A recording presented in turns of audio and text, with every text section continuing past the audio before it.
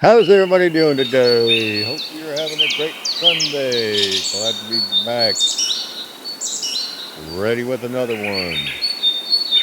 Stay tuned. This is a good one for sure. One that doesn't happen every day. In the hills of Wenatchee, Washington, a quiet drama was unfolding high in the branches of a cottonwood tree. This is a story that started with tragedy but ended with something we rarely see in the wild. A true second chance. Quite extraordinary, actually. Tonight we're going to be behind the scenes of a high-stakes rescue involving two orphan bald eagle chicks. We'll look at the team of climbers, the biologists that stepped in at just the right moment to pull off a daring adoption. I'm Jeff, and this is Time Scape News. Hold on, this is one that you don't see very often. And this story began when the nest suffered a structural failure. Local observers realized the parent eagle had abandoned the site, leaving the two tiny chicks completely exposed and alone in the nest. At this age, the eagles can't keep themselves warm. They can't feed themselves. Without help, they didn't stand a chance. But thankfully, that's when rescues moved in fast, getting the chicks into a controlled environment to care and stabilize them.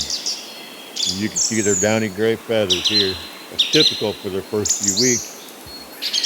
They're soft, insulating, but they're not meant for the open air yet, not without any parent protection. But here's where things got better. But here's the thing, human hands can only do so much. To truly survive as eagles, these chicks need to be raised by eagles.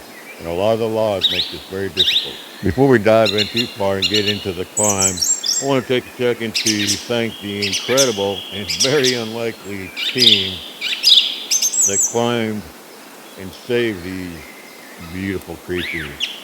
The primary team came from a place called Canopy Cat Rescue. So they're not eagle rescue folks, they're primarily cat rescue folks. But they stepped in along with Washington State University Veterinary Medicine Clinic. Their expertise is the only reason stories like this have a chance of getting a happy ending. If you enjoy seeing these deep dives into wildlife stories across the country, not just our friends over at Big Bear with Jackie and Shadow, please help us out and hit the like button, subscribe, ring that bell for notifications. It really helps bring attention to these lesser known rescues. And if you'd like to go a step further, hey, become a channel member. That helps keep the lights on and continue producing these videos one day at a time. Now let's get back to this nest rescue. So the team ended up identifying a nearby nest with a single resident chick. The question was simple. Would the adults accept two more? Has this ever been done before?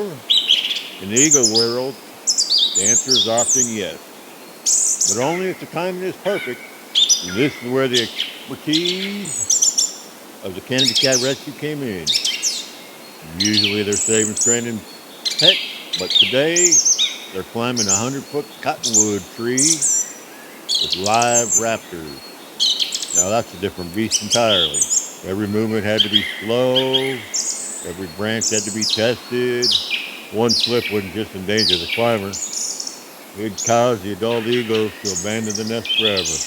When the climber got to the top, he reached a massive structure of sticks, bark, grass. He carefully placed the two orphans next to the resident chick, and they didn't go empty-handed. They left a housewarming gift of fresh fish and encouraged the parents to accept the new arrival. Then the team retreated slowly, and then they waited. The adults returned, inspected the nest like they knew something had happened or somebody had been there.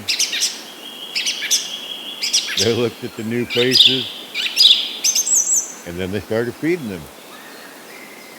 In that one moment, The orphans were gone, and a new family had begun. All thanks to these wonderful guys at the Cat Rescue. So again, our hats are off to the guys at the Cat Rescue, to the Washington State University. Over the next few days, some observers have confirmed the adults are treating all 3 chicks just like their own. They huddle together for warmth and instinctively acting like real siblings. Being fed each day. This is the part of the conversation that goes unseen. The quiet, steady collaboration between specialists and the sheer resilience of the animals. In a world where we often focus on the famous pairs, stories like this remind us that there is incredible work happening in every corner of the country. Silo, we cover the most famous couple in the country, Jack and Shadow. We don't want to lose sight on the others. We currently have our eyes on some others as well. Since the baby eaglets were placed in the nest a few days ago, we've gotten a few reports that there's been observers watching the nest carefully, and it does appear that the adults were treating all 3 chicks just like their own. They're all huddled up, keeping together for warmth, acting like real siblings. Each of them seem to be getting fed well. So all in all, it looks like a successful recovery and replacement. And we just don't see that every day. Let us know in the comments how often you've seen something like this. So this is the part of the conversation that goes unseen. The quiet, steady collaboration between specialists and the sheer resilience of the animals. In a world where we often focus on the most famous couple in the country, Jack and Shadow, stories like this remind us that there's incredible work happening in every corner of the country and across the world. So as we keep monitoring for other situations like this, keep in mind as the days and weeks ahead, we'll be shifting gears back to the most famous couple in the country, Jack and Shadow, and the pledge that is soon going to be upon us. We've been monitoring both channels every day, and as everybody's noticed, the wing exercises have been on the increase. They seem to be branching well. So we'd like to see everybody's guess. When do you think they'll pledge? Who will be first? When will be the first day? Also, we wanted to note that we'll also be monitoring the Katmai bears, and we'll have live feeds from 7 different cameras up there. Those don't appear to be going live until July, but we're watching now, and we do have reports of some bear sightings already. So we're going to try to get some info out on that ahead of time. And then, as things happen, we'll bring all that to you as well. So for Time Scape News, I'm Jeff.